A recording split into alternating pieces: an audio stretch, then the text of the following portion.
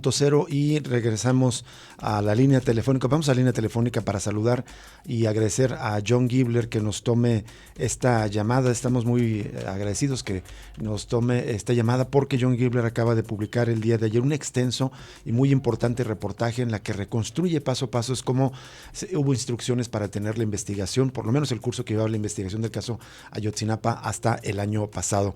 John Gibler, muy buenas tardes, te saluda Rubén Martín. Muy buenas tardes, Rubén, ¿cómo estás?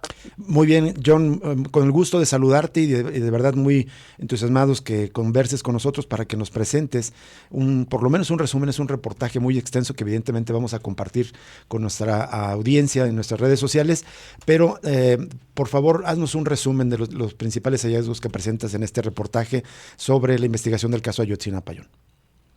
Claro que sí, muchas gracias, Rubén, nuevamente por la llamada, la invitación y el espacio.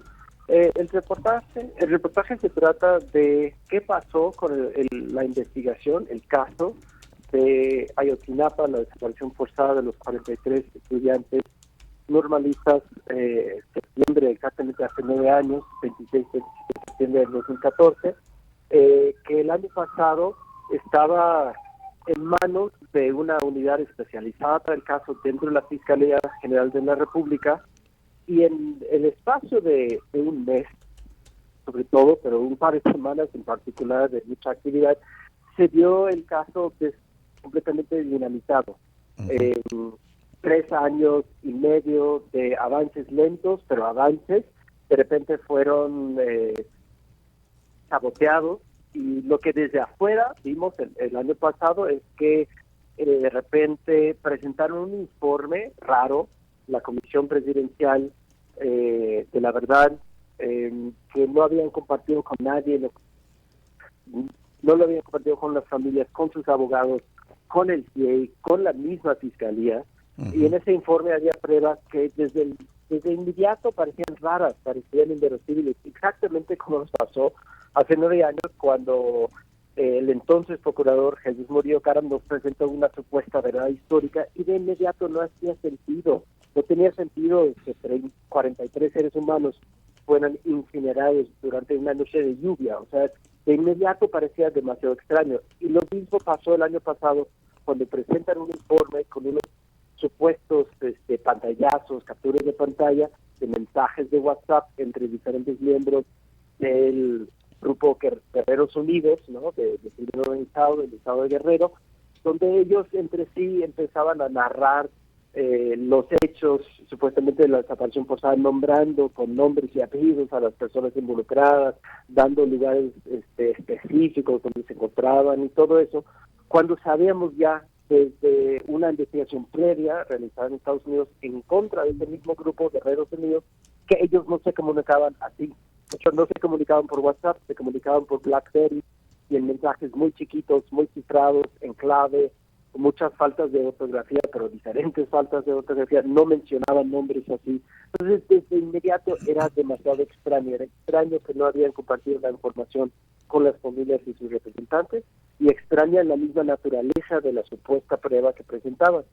Pero a unos días, o sea, al otro día de presentar ese informe que parecía que lo sacaron de la manga, detuvieron al ex procurador Jesús Murillo Caram. Y luego al otro día que lo detuvieron, salió la noticia publicada en los medios aquí en el Distrito Federal, o el ex Distrito Federal, que el juez había regañado a los fiscales que parecían no conocer el caso. Y luego, indagando tantito, yo en esos días supe que los fiscales que llevaban esa investigación no estuvieron presentes en esa audiencia. Exactamente. Estamos hablando, John, como raras. Estamos hablando como del 18 y 19 de agosto, ¿no? Sí, justamente. Del año pasado. Al mes renunció el fiscal especial para el caso, que es Omar Gómez Trejo. Y la verdad, desde ahí yo busqué contacto con él, y después de varias conversaciones desde el año pasado nos acordamos de vernos en Estados Unidos y realizar una serie de entrevistas. Y luego volví a México a entrevistar a varios miembros de su equipo que también habían renunciado en el caso de 3 de ellos y uno que todavía seguía trabajando en la fiscalía. Entonces, a base de esos testimonios, pude narrar desde adentro un poco qué pasó en esos días. Y lo que vemos es que hubo una instrucción, una orden de judicializar a Murillo Karam en la misma semana que dieron a conocer ese informe, que para quienes nos escuchan, un año después, ese informe quedó completamente desacreditado. Claro. Las pruebas no son verificables. Es más, o sea, como la metadata de las imágenes no concuerda con las fechas de los mensajes, lo que se sabe es que fueron falsificadas. Son pruebas falsas que fueron hechas a propósito, con dolo, para una vez más llevar a las familias a desconocer la verdad, ¿no? A no poder encontrar toda la historia de qué sucedió esa noche, en dónde están sus hijos. John, ahí cuentas cómo Omar Gómez Trejo recibió una llamada justo previo a la detención de Murillo Karam del fiscal Antonio Gertz Manero para que le preparara una ficha de información sobre hasta dónde había avanzado el caso, y le pidió esta información porque el fiscal se le iba a presentar al presidente Andrés Manuel López Obrador, Alejandro Encinas, no recuerdo si había otro funcionario más, pero ahí se tomaron decisiones importantes. Desde tu punto de vista, ¿qué fue lo que molestó y a quiénes para lograr pues prácticamente descabezar la unidad de investigación que encabezaba Omar Gómez Trejo y prácticamente dar un viraje en esta investigación, ¿no? O detenerla incluso? Sí, con todas mis entrevistas y la revisión de documentos, lo que yo logré entender es de que procedieron en contra de varias personas que molestaban a las autoridades, ¿no? Personas de alto mando dentro de lo que era el CISEN y luego el Centro Nacional de Inteligencia. Eso fue como un primer momento, me contaron varias de las personas que entrevisté, incluyendo varios miembros del GIEI. Lograron obtener la orden de aprehensión en contra de este exfuncionario del CISEN, que nunca se ejecutó. Esa persona sigue prófugo. Sí. Nunca se llevó a cabo la orden de aprehensión, la detención. También, después de muchos años de trabajo, el equipo de Omar y en persona, Omar Gómez Trejo, logró traer a México la carpeta completa de las escuchas que realizó el gobierno de Estados Unidos dentro de su propia jurisdicción. O sea, ellos intervinieron teléfonos que estaban activos en Chicago, de miembros de Guerreros Unidos, ¿no? Durante el año del 2014. Entonces, se había logrado publicar en México e integrar el caso solamente los mensajes de la noche 26 en adelante, y lo que hizo Omar y su equipo fue traer toda la carpeta que abrió la Fiscalía en Chicago desde abril de 2014, argumentando que era necesario mostrar y documentar el contexto en lo cual se dio la desaparición forzada, que es decir, el contexto de la estructura de crimen organizado, sus relaciones con las diferentes instituciones de seguridad del Estado, el ejército, las policías, y ellos lograron traer como prueba oficial dentro del caso todas estas escuchas. El CIEI también publica un documento, un tercer informe, donde revela la existencia de muchos documentos militares que el ejército había negado por 8 años, o sea, 8 años de mentiras, 8 años de ocultar información urgente para entender qué pasó esa noche y dar con el paradero de los estudiantes. Entonces, esas diferentes cosas que iban, creo que generando una respuesta dentro de una cúpula de poder del Estado, molesto, que decidieron frenar. Esos son los hechos claro, que sí frenaron y tomaron control en la investigación. Un año después no hay ni una sola persona del equipo original de Omar Gómez Trejo que sigue en la fiscalía, que en los últimos los despidieron este mes y se van el día 30, y se han alejado cada vez más de la extensa documentación rigurosa y verídica, o sea, confirmada, que existe sobre ese caso, que está dentro de los 6 informes del GIEI y también dentro de muchas de las investigaciones de la unidad. Así es. ¿Qué tal, John? Te saluda Jesús Estrada. Gracias por compartir tu información.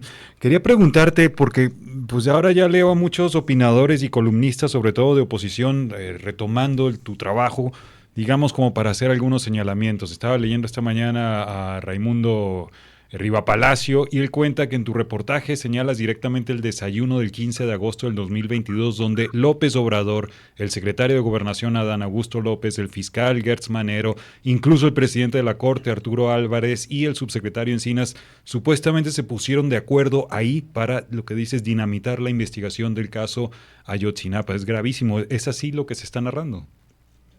Es así, y hay que acordar de que, o sea, Omar Gómez Trejo cuenta desde su perspectiva, ¿no? Cómo vivió esos hechos, que fue que el fiscal general le pidió un trabajo porque le contó que iba a tener este desayuno, y después del desayuno le pidió otro trabajo, ¿no? Y eso es lo que cuenta Gómez Trejo. Pero es importante recordar que López Obrador, el presidente, mencionó esa misma conversación a él. O sea, no es ningún secreto, lo mencionó en su conferencia de prensa matutina del año pasado, donde dije, yo me reuní con los poderes judiciales, el presidente de la Corte, el fiscal general, para ponernos de acuerdo. O sea, él mismo lo reconoció. Entonces, y en cuanto a la columna, o sea, creo que ahí se tuerce un poco las verdades, porque para implicar de que Gómez Trejo tiene alguna responsabilidad jurídica en relación a un testigo protegido que tienen dentro de las consignaciones, que es el famoso testigo Juan. Yo, en lo personal, después de mis investigaciones, creo que hay un error en la manera en que incorporan la totalidad del testimonio de ese testigo, porque yo creo que ese testigo mezcla mentiras y verdades, y hay que preguntar por qué y cuál es el fin, el propósito de esa mezcla, pero simplemente dice algunas cosas que sí dan, y luego dicen cosas que no tienen pies ni cabezas, se contradicen completamente con la totalidad de la investigación del caso. Entonces, pero eso es un error, a lo mejor, dentro de un equipo, que como ven un testigo que sí les entregan información que se confirma, tal vez no haber estado con el rigor necesario, la complejidad y la totalidad de sus testimonios, pero eso, o sea, lo que yo entendí del último párrafo de esa columna, como implicar que algún delito ahí de parte de los fiscales, me parece exagerado. También preguntarte, en otras he leído que dan la impresión ahora, a través de la revelación de tu trabajo, que Jesús Murillo Caram debería ser liberado a partir de todas estas irregularidades. Sobre todo son, digamos, opiniones de opositores. ¿Tú crees que es así? Con todos estos detalles, ¿cuál sería la situación del ex procurador general? Mira, yo voy a hablar como periodista, y como periodista el ex procurador tiene unas responsabilidades tremendas en el dolor de estas familias, y yo creo que también en delitos. O sea, él encabezó una investigación, salió públicamente en enero del 2015 a anunciar y narrar una serie de mentiras y de falsedades como si fueran hechos indagados a base de prueba. Al revés, fueron una narrativa que sacaron a la tortura, o sea, con la tortura de los detenidos sacaron esa narrativa impuesta, falsa, que implicó obviamente el delito gravísimo de la tortura de los detenidos, pero también imagínense el dolor de esas familias que están obligados a ver en la televisión, además, porque jamás consultaron, no dijeron nada a las familias antes de dar esa conferencia de prensa nacional e internacional, de enterarse y tener que escuchar en la televisión personas de su propio estado diciendo unas cosas horribles que ahora sabemos no sucedieron, jamás sucedieron, fueron inventos, fueron falsedades que sacaron a mano de tortura. Entonces hay sin duda responsabilidades del ex procurador en crímenes de lesa humanidad, ¿no? Pero el chiste es que lo que yo investigué, cuando decidieron detenerlo en contra de los tiempos que pedían la Fiscalía Especializada que le estaba investigando. Ellos tenían más tiempo para juntar las pruebas. Aquí, ¿por qué? Porque ellos lo que me cuentan, ¿no? De que ellos estaban intentando llegar al procurador, el ex procurador, a través de la estructura de cadena de mando. Entonces estaban armando todas las investigaciones de las personas que realizaron las torturas, que grabaron las torturas, que estuvieron presentes, que hacían las preguntas, que daban los toques eléctricos, que daban los golpes, y luego toda la cadena de mando de las personas que participaron en toda esa tortura, para llegar a decir, es imposible que el ex procurador no supiera. Y sabiendo de ese tipo de delito y no hacer nada, es participar. Claro. Entonces, eso era más o menos el argumento claro. legal de ese equipo. Pero llega otro equipo, o más bien llega una instrucción del fiscal general que dice, no, queremos la orden mañana. Entonces, es una mezcla. Yo creo que el ex procurador tiene absolutamente un deber, tanto moral como legal, en esta historia, impresionante, brutal. Pero también me parece que cuando lo mandaron a detener lo hicieron por un cálculo político. Exactamente. Justo con eso quisiera terminar la entrevista, John. Si me permites, tu reportaje se llama La instrucción, cómo el gobierno dinamitó la investigación del caso Ayotzinapa. Cuando pones dinamitó, eso quiere decir que se descarriló, que ya no tiene la solidez y que más bien se está cerrando por unas razones políticas del gobierno de López Obrador y no se está llegando a la verdad como en algún momento parecía que se avanzaba. Completamente, y en estos últimos días hasta peor. Las cosas de la última semana en el contexto del aniversario han sido un retroceso brutal. O sea, anoche las familias aquí en la Ciudad de México, en el Zócalo, dijeron, ¿cómo es posible que nos engañen con compromisos y promesas y nos hacen perder 5 años, Claro. años de vida, de desesperación, de angustia, cuando al terminar de ese periodo de 5 años están regresando a cosas que quedaron completamente desacreditadas en la llamada de la histórica? Decir que los estudiantes estaban o bien infiltrados, o que había algunos involucrados con el narcotráfico, o que se confundieron los sicarios, tal. Todo eso es absolutamente ridículo, y yo creo que está hecho con dolo para confundir, porque eso sí, el caso es tan complejo, tan difícil de entender, y ya son tantos años, que para mucha gente que escucha la radio, que están leyendo los periódicos, de repente dicen, güey, ¿qué es esto? Yo no entiendo que una comisión de la verdad, pero unos grupos de expertos independientes, que la unidad, o sea, yo creo que hasta lo hacen a propósito, sacar en estos últimos días nuevos informes, una supuesta narrativa de los hechos que regresan a elementos de las mentiras del gobierno anterior.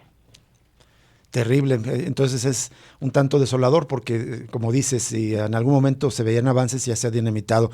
John, te agradecemos mucho que hayas conversado con nosotros, vamos a compartir en nuestras redes sociales y a invitar a todos nuestros escuchas a leer con detenimiento este reportaje. Es extenso, pero vale mucho la pena porque me parece que sitúas muy bien dónde estamos parados en este momento en el caso Ayotzinapa. Muchísimas gracias, John Gibler. Muchas gracias, Rubén y Jesús, a ustedes dos. Les agradezco mucho el espacio. Te mandamos un abrazo, Gracias. John. Buenas tardes. Hasta luego. Ustedes. Vamos a una pausa porque justamente vamos a seguir informando y presentando la información sobre este tema, el caso Ayotzinapa. Vamos a la pausa.